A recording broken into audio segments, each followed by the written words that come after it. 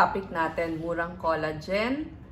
Kung wala kang pambili ng kapsula, ito ang kakainin para gumanda. So, murang collagen, pampaganda. Ang collagen muna ay mula sa protina. So, yung protina, nagiging amino acid. Bakit kailangan natin ng collagen? Kasi, pag edad natin, ng edad 20, pababa na ng pababa ang paggawa ng collagen. So, pag edad 40 at pagdag menopause, mabagal na talaga ang paggawa ng collagen.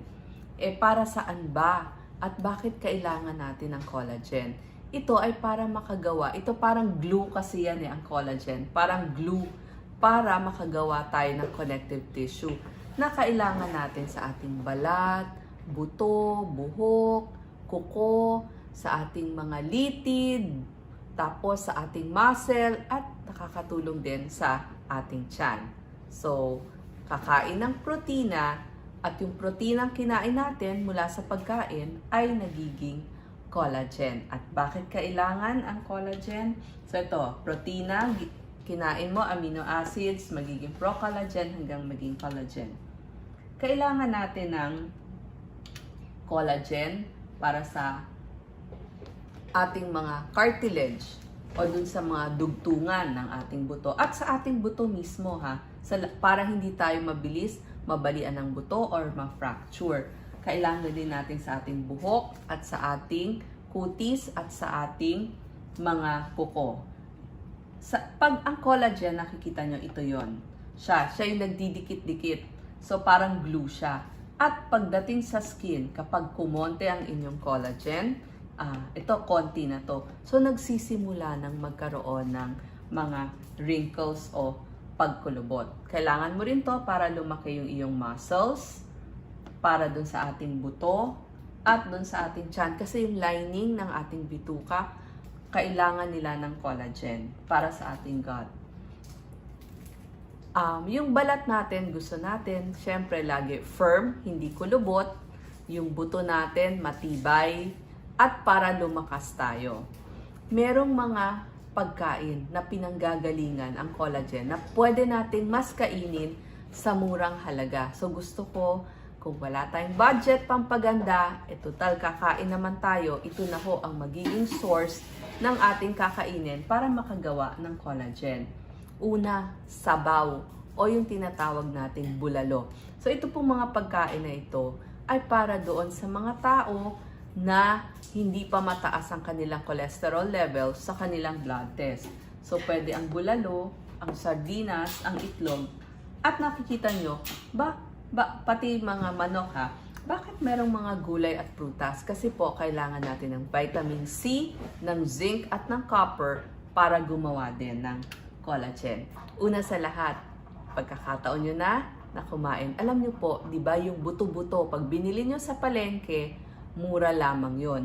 So, kumuha kayo ng mga buto ng baka o yung tinatawag nating bulalo. Yan naman ang tawag natin Ang sinasabi ko po, papakuluan siya ng matagal, atay-atay lang yung apoy, pwede nyong lagyan ng mga pampalasa, bawang sibuyas, asin, paminta, tsaka dahon ng laurel.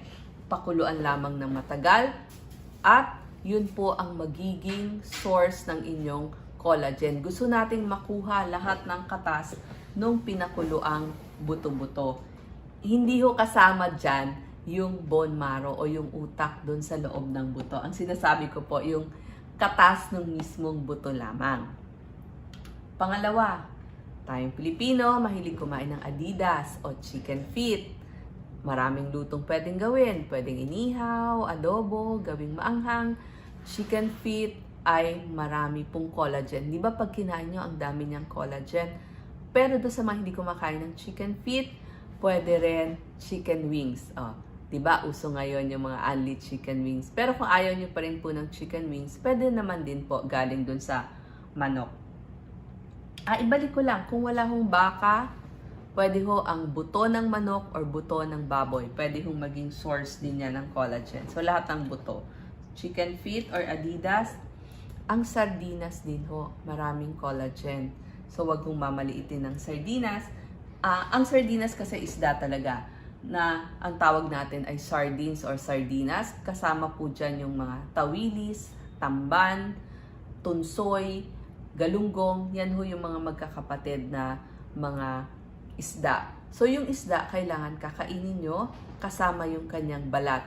Kaya nga, alam nyo ba, yung mga burn patients, ang pinapakain sa kanila isda na may balat. Kasi para makapag-form ng collagen. Kasi for healing ang collagen. So kung nasunog ang balat, kailangan mo ng mga more collagen. So kung napaso, kailangan mo more collagen. At bukod doon, bukod sa collagen, meron ka pang vitamin D at omega-3 fatty acid mula dun sa iyong isda. Itlog. Ang itlog, lalo na itong puti ng itlog, nandyan ho lahat ng protina. So, 18 amino acids, protina ho yun, pati yung 9 essential amino acids, kasama na po yung tinatawag nating glucosamine, chondroitin, hyaluronic acid. Diba kailangan yan ng ating mga litid, ng ating mga dugtungan ng buto para mawala yung kirot, para hindi tayo magka-arthritis, at para din gumaling yung ating mga sugat, yung muscle, mabawasan yung kirot, lalo na pag-arthritis. So yan po, puti ng itlog, mura lang ang itlog. So maganda siyang source ng collagen. So magtataka kayo bakit may kasamang mga gulay at prutas. Kasi po, para makagawa ng collagen, kailangan siyang tulungan ng vitamin C, ng zinc at ng copper. Sa Pilipinas, so vitamin C, gusto natin yung mga berdeng gulay. Sama na ho natin yung sili, yung mga bell peppers. Pero yung broccoli, repolyo, mga green leafy vegetables, yung mga talbos, ng mga kangkong, alokbati, lahat ho yan may vitamin C. Pagdating naman sa mga citrus, kalamansi, dalandan, suha, papaya, bayabas, lahat ho yan maraming vitamin C. So, iinumin natin, pwedeng kainin or inumin, at kahit yung mga pampalasa natin may vitamin C.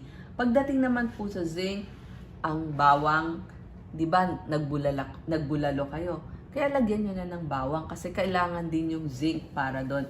At yung mga berdeng gulay, gaya ng mga kangkong, alokbati, broccoli, gayon din ho. Eto ulit yung ating eggs. So, marami siyang zinc bukod dun sa collagen na kailangan natin. Pati yung kamote. At copper, usually ang marami pong copper, yung mga buto-buto, katulad ng munggo, pati yung mga nuts natin, mani, at saka yung mga kasoy. So, yan ho. Yung mga beans, mongo beans, marami din ho yan. So, yan ho yung mas kakainin natin. So, ang ating bulalo, ang ating adidas, sardinas, at itlog, di ba, mura-mura lang pag puro buto.